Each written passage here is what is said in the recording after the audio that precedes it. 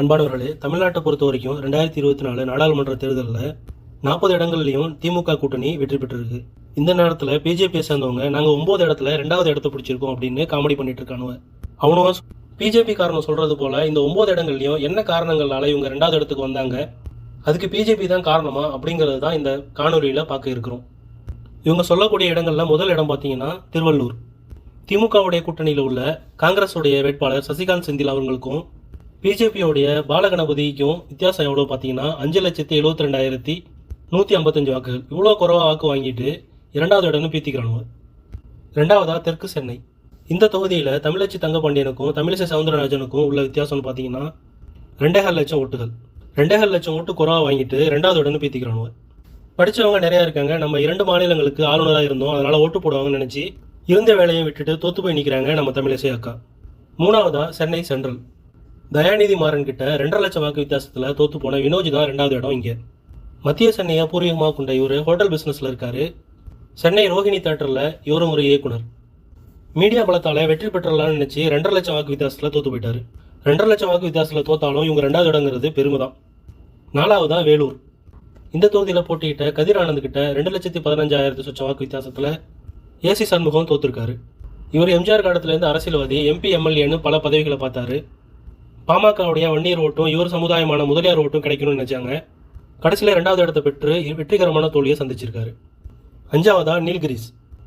திமுக கூட்டணியில் போட்டியிட்ட ராஜா கிட்ட 2,40,000 சொச்சம் வாக்குகள் வித்தியாசத்தில் பிஜேபியை சேர்ந்த இணையமைச்சர் எல் முருகன் தோற்றுருக்காரு. இந்துக்களை பற்றி தப்பாக பேசிட்டாரு, சனாதனத்தை ஒழிக்கணும்னு பேசினாருன்னு நிறையா கம்பு சுற்றிட்டு இருந்தானுங்க. கடைசியில் தோத்துட்டானுங்க. 6வது இடம் கோயம்புத்தூர். இந்த தொகுதியில் போட்டியிட்ட கணபதி ராஜ்குமார் அப்படிங்கிற டிஎம்கே கேண்டிடேட் கூட பாரதி ராஜா கட்சியோட தலைவர் அண்ணாமலை போட்டிக்கிட்டாரு. வாக்கு வித்தியாசம் 1,18,000. திமுகவுடைய தோல்வி கோயம்புத்தூர்லேருந்து ஆரம்பிக்கப்படும் அப்படின்னு கம்பு சுற்றினாப்புல. கூச்சநாச்சமே இல்லாமல் பொய்யையும் அவதூறுமே பேசிகிட்டு இருந்தாப்புல. இருந்தாலும் கோயம்புத்தூரில் ஆடு வெட்டி விருந்து வைக்கப்பட்டுச்சு. 7வது இடம் பார்த்தீங்கன்னா மதுரை.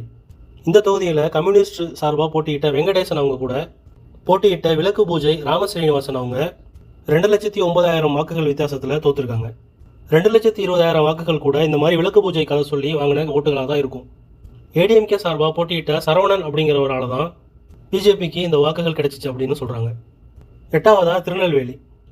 நம்ம 4 கோடி புகழ் நயினார் நாகேந்திரன் ஜெயலலிதா காலத்தில் இருந்து அமைச்சராக இருந்தவர். இவரும் 1,65,000 வாக்குகள் வித்தியாசத்தில் தோற்றுருக்காரு.